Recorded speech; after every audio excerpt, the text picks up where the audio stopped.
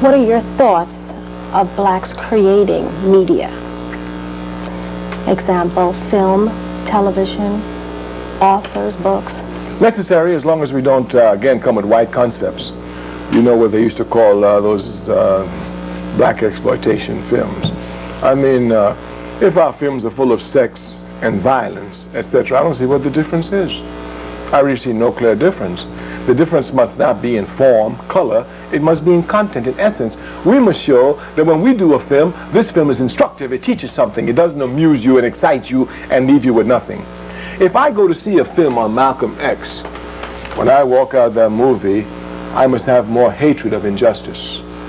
When I walk out of that movie, thanks to the life of Malcolm X, I must seek to transform myself to make myself more perfect, as did Malcolm X. If I walk out of any film that I saw on Malcolm X, I do not have more hatred against injustice. I do not see the necessity to transform myself to a more perfect human being to serve my people. I did not see a film on Malcolm X. I saw entertainment.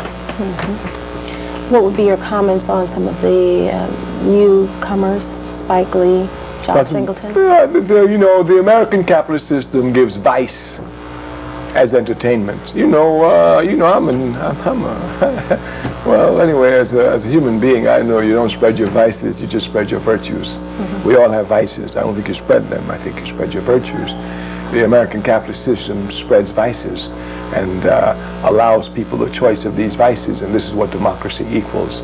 So I imagine when they do their film, they have the choice of, just like I'm doing a film on Malcolm X, right? Now, I know who Malcolm X was. I know who he is. How can I think that in any in my mind, I don't see how I can think that I could change that one little iota? How can I change what Malcolm X has done? You know, and when I go to see Malcolm X, I don't go to see him because the same things we do. What makes Malcolm X different is the service he gives to us. This is why I look at Malcolm X. Not because he had sex just like I have sex. You know, because he has vice just like I have vices. No, that's not why. If it was for his vices, I wouldn't follow Malcolm X because I have the same vices. It's his virtues that make me follow him. Therefore, when I see a film on Malcolm X, I must see his virtues, not his vices. I know he got vices. I got them. There's no need for you to show me that. That's not why I follow Malcolm X, because he was with a white woman. Certainly that's not the reason I follow him. I follow him because he transformed himself and became a perfect... This is what I must understand. So unless the essence is being shown, well, I don't see it. So if we speak of media for Africans in this country, it must not be a media of sound bites. You can't get the news of the world in 30 minutes. That's a clown. Only a clown could find out what's going on in the world in 30 minutes. You can't even follow what Clinton is saying in 30 minutes, let alone follow the world. But since they figure America is the world, I guess if you follow Clinton, you follow the world. You know, they give you a sound bite. In Rwanda today, refugees got up and they started walking. Next topic. In Russia today, the people are complaining about you. Next topic. In Bosnia today, they're fighting. Next topic. Well, give me a break. So if we're going to do media, we can't follow them. We have to have our own concepts. We have to actually go against what they consider to be media, because what they consider to be media is not media. It's just to excite the people, waste their times in frivolity and frivolity. And if you're going to be a media for people who are oppressed, you must give them clear political facts, historical facts, scientific facts, so they can accumulate these facts to help in their process of liberation. Where do you turn when you want to be informed? Where do I turn? Yes. Directly. Our party has contacts with over 133 organizations in the world.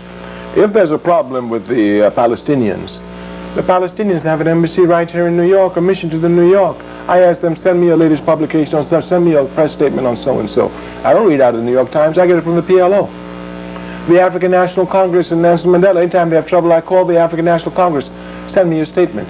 Matter of fact, we have most of their bulletins, their monthly bulletins that they put out. We read them. I read directly what they said. But America is a country that is very backward on education. They do not encourage primary sources at all. I remember once making this statement, and a woman who was very angry, she all-American. How could you say that? America is the most intelligent country in the world. Now, who told you that?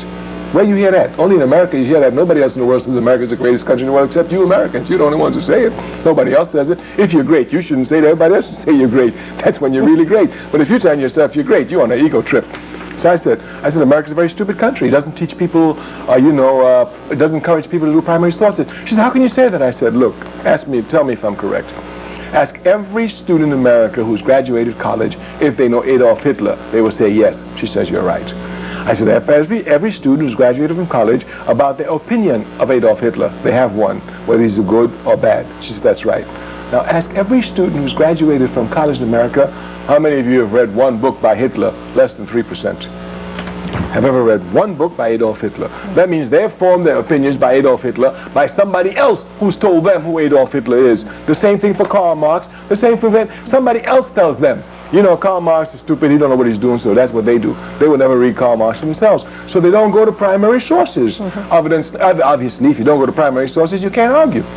Even as a philosophy student, they didn't want us to read the philosophers themselves. They made a summary of Western philosophy. And you read a summary of what Spencer said, a summary of what Spinoza said, a summary of what Dewey said, a summary of what Marx said. Give me a break, I'm a student. I can read. If I can read the summary, I can read Aristotle. I don't have you tell me what Aristotle said. I can read Aristotle for myself. I can read Plato for myself.